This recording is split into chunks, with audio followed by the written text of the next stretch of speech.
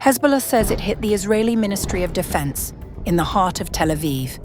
On the ground in southern Lebanon, 21 Merkava tanks burning. And Hezbollah's chief says negotiating under fire isn't diplomacy, it's surrender. Lebanon is not standing down, not even close.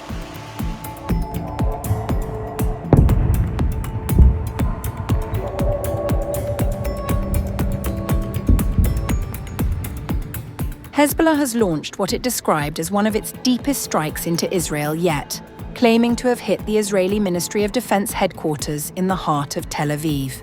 The Lebanese group said it fired specialised missiles at the Kirya, the heavily fortified compound that houses the Israeli military's top command, and separately targeted a military intelligence directorate facility north of the city.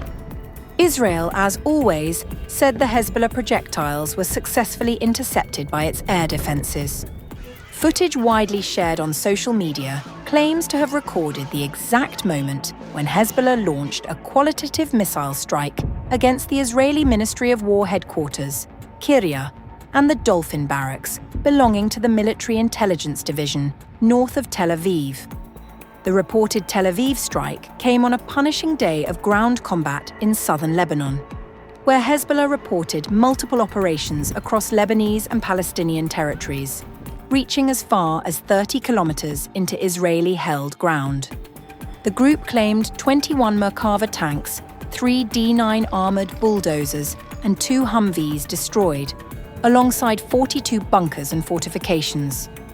4 military bases and 4 barracks were also reportedly struck. A Lebanese journalist reporting from Al Taibeh documented burning Israeli vehicles on the ground, with helicopters circling overhead as artillery and phosphorus shelling intensified. Israeli forces attempting to recover damaged equipment came under additional fire.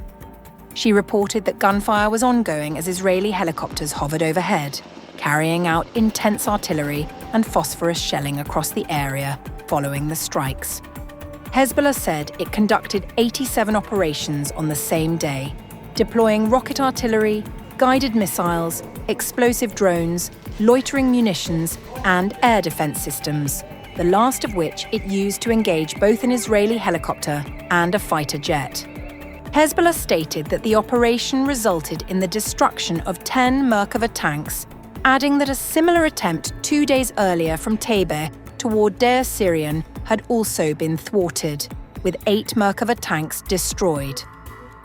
Meanwhile, Hezbollah chief Naim Qassem purportedly said on March 25th that negotiating with Israel under fire would amount to surrender for Lebanon, and urged the government to reverse its ban on the party's military activities.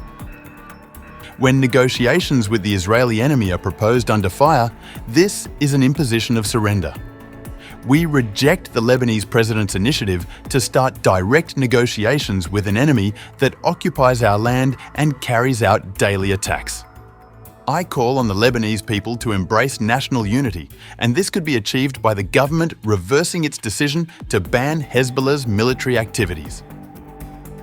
The escalation in Lebanon is unfolding against a far wider regional storm.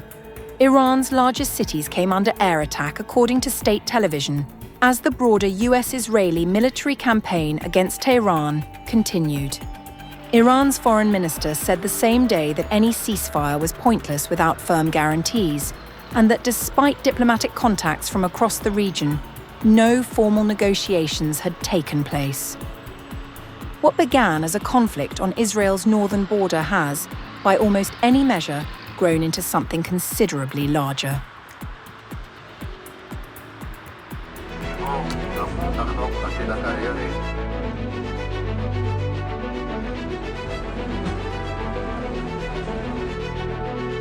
Hezbollah says it intercepted an Israeli fighter jet over southern Lebanon, claiming its fighters forced the aircraft to turn back after targeting it with surface-to-air missiles during what the group described as a potential attack run. Israel has not responded to the claim and has neither confirmed nor denied that one of its aircraft was engaged. The claim came as fighting along the Lebanon front showed no sign of easing. Israel struck South Lebanon and Beirut's southern suburbs on March 25th, with Lebanese state media reporting artillery shelling across multiple locations in the south. An AFP correspondent on the ground described streets covered in debris, with an apartment building's upper floors visibly damaged after an early morning strike on Beirut's southern suburbs. Hezbollah, for its part, said its fighters targeted Israeli troops in the border towns of Naqoura and Qawza, as well as sites across the northern Israeli border, firing over 100 rockets. The IDF said ground troops in southern Lebanon had dismantled a weapons storage facility and several Hezbollah command centers, and that the Air Force had killed several militants during the operations.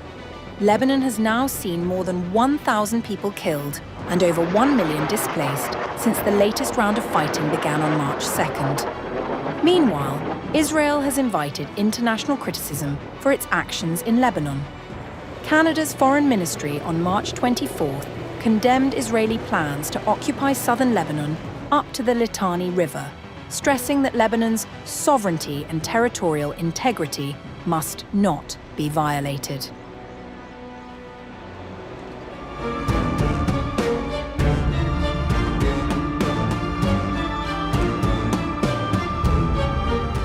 Tensions across the Israel-Lebanon front have escalated sharply, with a fresh wave of coordinated strikes and counter-operations signaling a widening regional confrontation. According to Israeli media and Hezbollah-linked Telegram channels, Hezbollah launched around 30 projectiles towards northern Israel within the span of an hour. Air raid sirens were triggered across multiple locations, including the city of Safed, underscoring the intensity and immediacy of the barrage. Hezbollah claimed responsibility for the targeted rocket attacks early on March 25th, stating that its fighters struck the Biriyah barracks and an Israeli artillery position in the Dishon settlement, describing the strikes as part of its defense of Lebanon and its people and many other Israeli locations. The escalation was further amplified by Iran's Islamic Revolutionary Guard Corps, which announced the launch of the 80th wave of its ongoing campaign, Operation True Promise 4. The IRGC said it deployed a mix of ballistic missiles and attack drones, targeting what it described as strategic military sites across northern Israel. In its statement, the IRGC claimed that key Israeli military infrastructure, including the Northern Command in Safed, had been directly hit. It also asserted that strikes extended deeper into Israeli territory, naming Tel Aviv, Kiryat Shmona, and Bnei Brak among the targets. Beyond Israel, the group said US military bases in Ali al-Salem, Arif Jan, Al-Azraq, and Sheikh Issa were also targeted.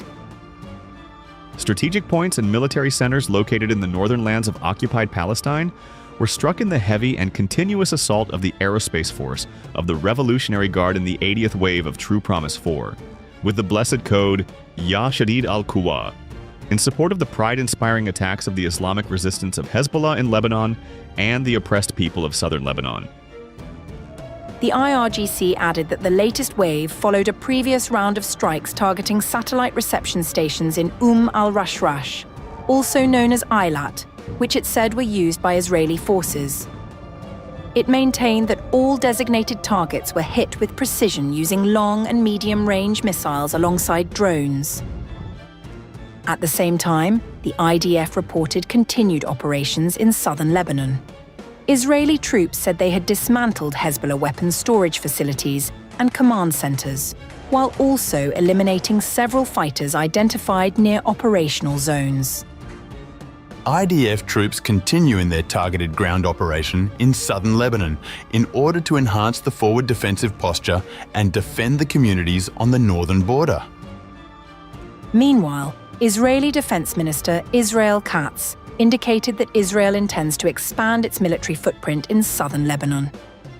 Katz confirmed that 5 bridges along the Litani River, approximately 30 kilometers from the border, had been destroyed to disrupt Hezbollah's movement and logistics. Katz said Israeli forces would establish a security zone, with displaced residents barred from returning until northern Israel is deemed safe.